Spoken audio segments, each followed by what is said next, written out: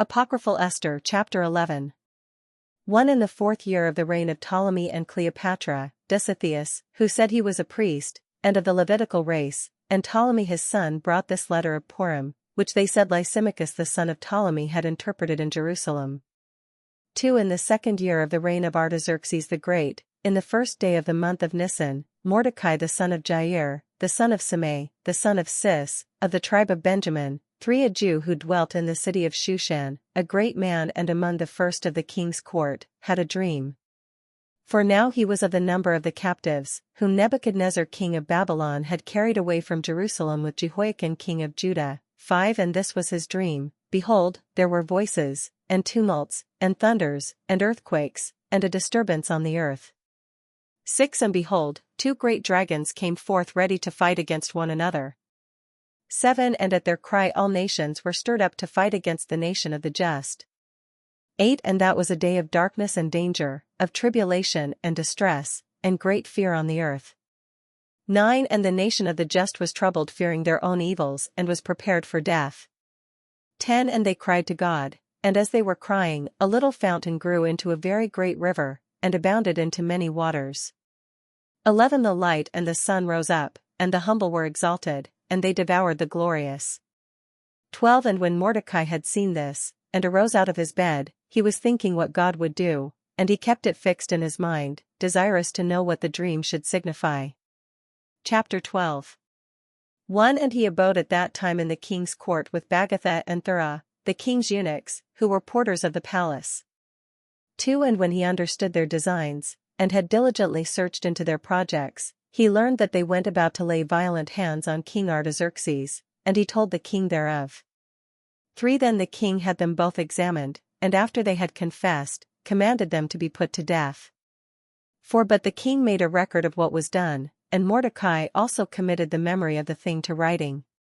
5 And the king commanded him to abide in the court of the palace, and gave him presents for the information.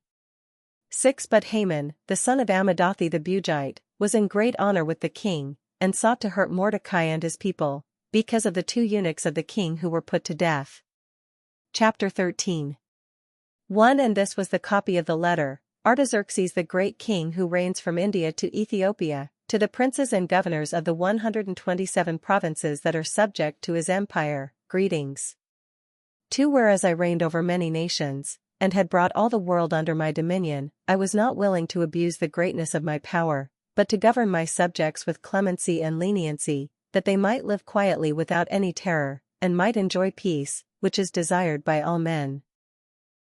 3 But when I asked my counselors how this might be accomplished, one that excelled the rest in wisdom and fidelity, and was second after the king, Haman by name, for he told me that there was a people scattered through the whole world, which used new laws, and acted against the customs of all nations, despised the commands of kings, and violated by their opposition the concord of all nations. 5 For what reason, having learned this, and seeing one nation in opposition to all mankind using perverse laws, and going against our commands, and disturbing the peace and concord of the provinces subject to us, 6 We have commanded that all whom Haman will mark out, who is chief over all the provinces, and second after the king, and whom we honor as a father, will be utterly destroyed by their enemies, with their wives and children, and that none will have pity on them on the 14th day of the 12th month Adar of this present year. 7 That these wicked men going down to Hades in one day, may restore to our empire the peace which they had disturbed. 8 But Mordecai implored the Lord, remembering all his works. 9 And said, O Lord, Lord, Almighty King, for all things are in your power, and there is none that can resist your will, if you determine to save Israel. 10 You have made the heavens and earth, and all things that are under the cover of heaven. 11 You are Lord of all, and there is none that can resist your majesty. 12 You know all things, and you know that it was not out of pride and contempt, or any desire of glory, that I refused to worship the proud Haman. 13 For I would willingly and readily for the salvation of Israel have kissed even the steps of his feet. 14 But I feared lest I should transfer the honor of my God to a man, and lest I should adore anyone except my God. 15 And now, O Lord, O King, O God of Abraham, have mercy on your people, because our enemies resolve to destroy us, and extinguish your inheritance.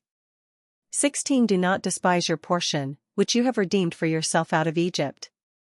17 Hear my supplication, and be merciful to your lot and inheritance, and turn our mourning into joy, that we may live and praise your name, O Lord, and do not shut the mouths of them that sing to you.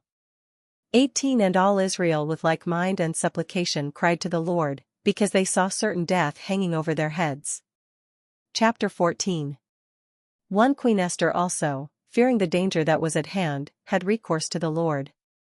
2 And when she had laid away her royal apparel, she put on garments suitable for weeping and mourning. Instead of various precious ointments, she covered her head with ashes and dung, and she humbled her body with fasts, and all the places in which before she was accused home to rejoice, she filled with her torn hair. 3 And she prayed to the Lord, the God of Israel, saying, O my Lord, who alone are our King, help me, a desolate woman, and who has no other helper but you. For my danger is in my hands. 5 I have heard from my father that you, O Lord, took Israel from among all nations, and our fathers from all their predecessors, to possess them as a perpetual inheritance, and you have done to them as you have promised. 6 We have sinned in your sight, and therefore you have delivered us into the hands of our enemies. 7 For we have worshipped their gods.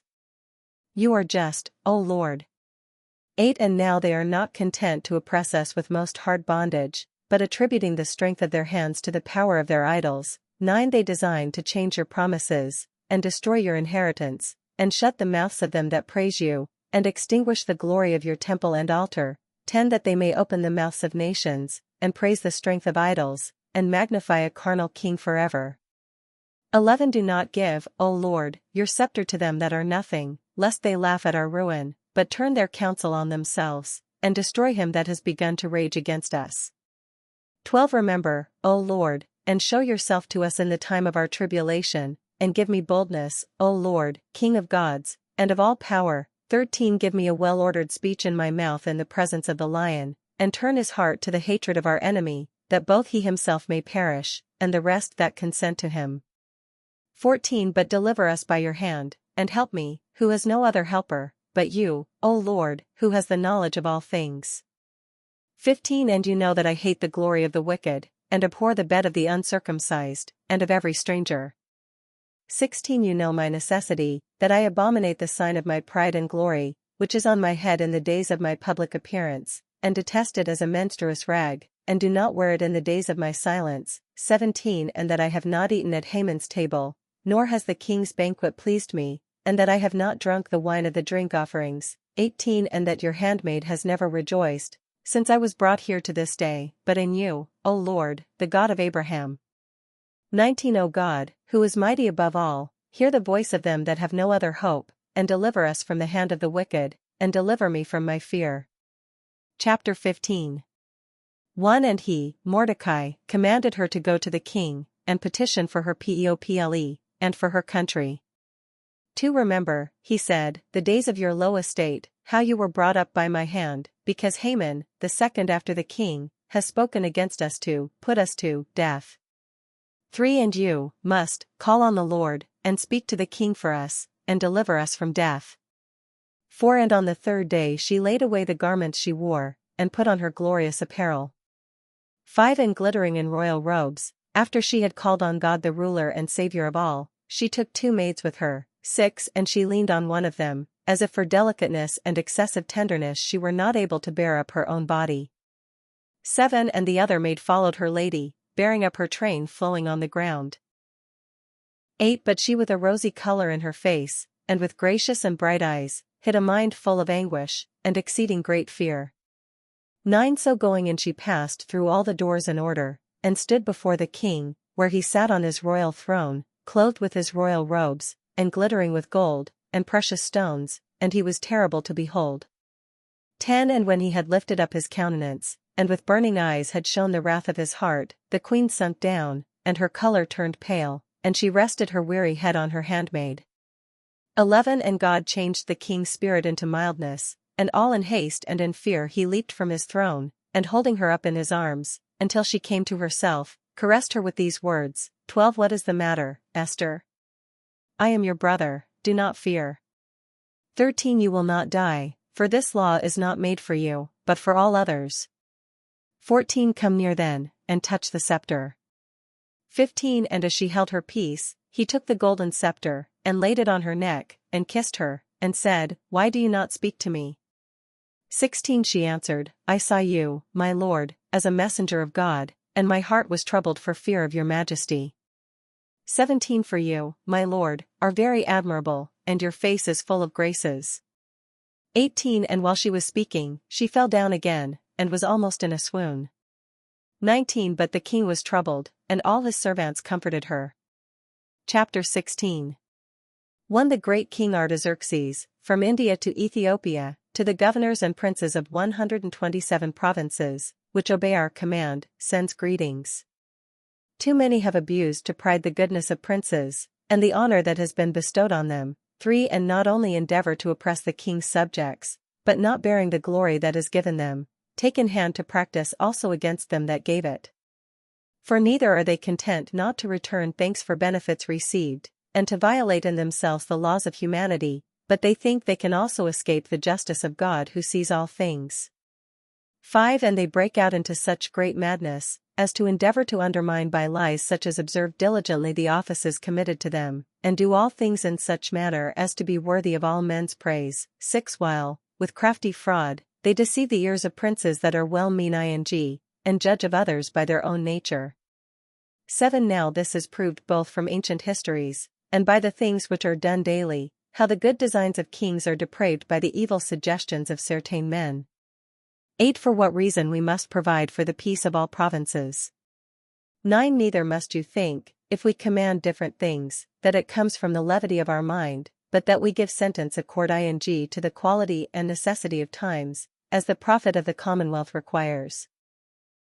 10 Now that you may more plainly understand what we say, I, Haman, the son of Ammedatha, a Macedonian both in mind and country, and having nothing of the Persian blood, but with his cruelty staining our goodness, was received, being a stranger by us. 11 And found our humanity so great toward him, that he was called our Father, and was worshipped by all as the next man after the king. 12 But he was so far puffed up with arrogance, as to go about to deprive us of our kingdom and life.